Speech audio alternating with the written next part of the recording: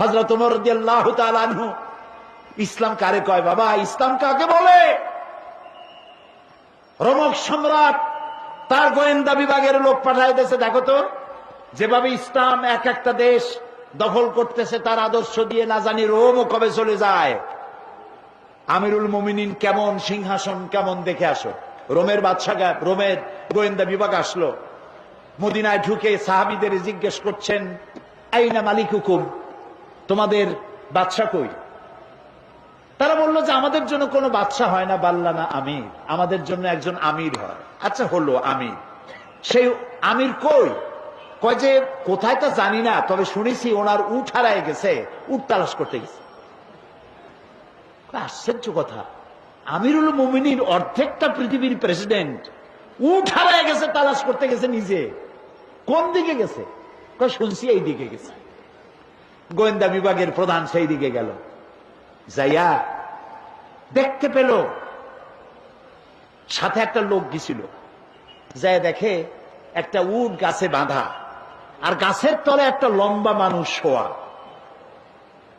যখন শুইছিল তখন হয়তো গাছের ছায়াটা ছিল, বেলা গড়ে গেছে, গাছের ছায়া সরে গেছে, রোদের মধ্যে হাত মাথার তলে দিয়া শোয়া, উট বান্ধা, আর কপালের ঘামে মাথার নিচের বালি ভেজা। সাহাবী বললেন, এই হচ্ছে আমাদের আমিরুল মুমিনিন ওমর ইবনুল খাত্তাব রাদিয়াল্লাহু তাআলা। রোমের গোয়েন্দা বিভাগের প্রধান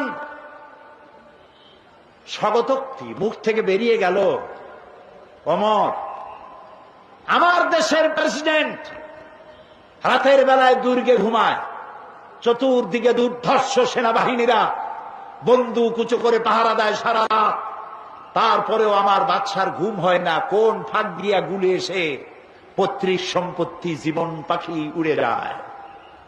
আর তুমি, কোনো পাহারাদার নাই, কোন লোক নাই, জন নাই, এই নির্জন মরুভূমিতে একা একা শুয়ে আছো, নিশ্চয়ই তুমি তোমার জনগণের হক আদায় করেছো, তাই তোমার পাহারাদারের দরকার নাই, যিনি তোমারে বানাইছে সেই আল্লাহই তোমার পাহারাদার। এর নাম ইসলাম। শুধু নামাজ রোজা হজ যাকাতের নাম ইসলাম নয়, এর নাম ইসলাম। রুজি রোজগার করার জন্য সমস্ত নবীরা কাজ করেছেন, সাহাবায়ে কেরাম কাজ করেছেন, ক্ষুধায় কষ্ট করেছেন, ক্ষুধার যন্ত্রণায় ছটফট করেছেন সাহাবায়ে কেরাম। নবী করিম সাল্লাল্লাহু আলাইহি ওয়াসাল্লাম দুয়ারে দুয়ারে খাবার পৌঁছাইছেন, নিজে কষ্ট করেছেন।